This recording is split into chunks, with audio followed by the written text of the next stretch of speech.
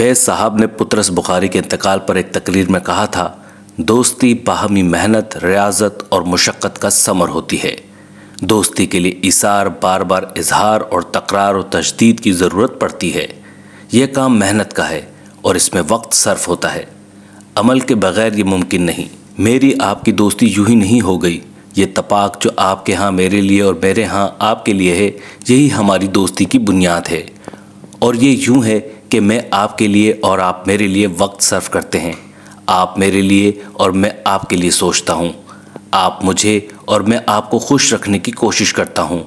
आपने मुझ पर एतबार यूँ किया कि मैं दोस्ती में साबित कदम रहा हूँ और मेरे कदम यूँ जमे हैं कि आपने मेरी जसारत के जवाब में मुझे मायूस नहीं किया। मैंने आपके लिए सोचना छोड़ दिया तो मेरा चेहरा बेरंग हो जाएगा और आपकी आंखें बदल जाएंगी, और आपकी आंखें बदल जाएंगी तो मेरे आसाब जवाब दे जाएंगे और मैं मादूम हो जाऊंगा।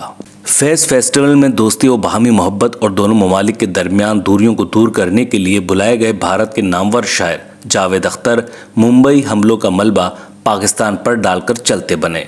शायद उन्होंने फैज़ साहब की ये तकरीर याद नहीं होगी जिसमें वो बाहमी मोहब्बत कैसे कायम हो का जिक्र कर रहे हैं। मोदी सरकार से इख्तलाफ के बावजूद जावेद साहब मोदी बयानिया यहाँ बैठ गए और उनकी महफिल में मौजूद एलिट क्लास तालियां बजाती रही, जिसकी वजह से भारतीय सामईन ने उन्हें घर में घुसकर मारने वाले सुरमा का खिताब दे दिया। जी बिल्कुल, आप मासूम हैं। कलभूषण नार्वे से पाकिस्तान की सियाहत और अभिनंदन कोयटावाल की दूध पत्ती पीने ही तो आया था। रियासतें अपनी जोग्राफियाई और नजरियाती बालादस्ती के लिए बहुत कुछ करती हैं, लेकिन एक अदीब व फनकार शायर इन तमाम चालों से वाकफियत रखते हुए फासले कम करने में अपना किरदार अदा करे तो दुनिया उसे फैज़ अहमद फैज़ कहती है। आपकी महफिल में मौजूद तालियां उस एलिट तबके की थीं जिन्हें आपकी इस हर्जा सराई से कोई फ़र्क नहीं पड़ता। उनका पाकिस्तान एक पाकिस्तानी के पाकिस्तान से बहुत मुख्तलिफ है। ये कमबख्त तो दहशतगर्दी का निशाना भी नहीं बनते। ये अपनी निजी महफिलों में अंग्रेज़ी की गर्दानें करते और उर्दू अदब को इंजॉय करने वाले लोग हैं। जब ही तो आपके घुटने से लगकर फरते जज्बात में ऐसे बह जाते हैं जैसे आज़ादी नहीं भारत से तलाक ली हो। आप शायर बहुत अच्छे हैं, लेकिन प्रोपेगेंडा मीडिया मतलब बॉलीवुड आपके अंदर रच बस गया है।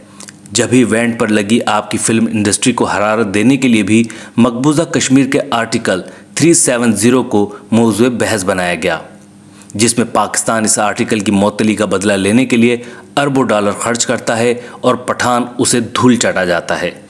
आपसे गुजारिश है, अपने अंदर के फिल्मी कीड़े को मारें और 9 साल से ज़ेर समात मुंबई हमले की अदालती कार्रवाई का जायज़ा लें, जिसके मुताबिक मार्च 2012 और फिर अक्टूबर 2013 में पाकिस्तान की वफूद ने इंडिया का दौरा किया ताकि वो गवाहों के बयानात रिकॉर्ड कर सकें।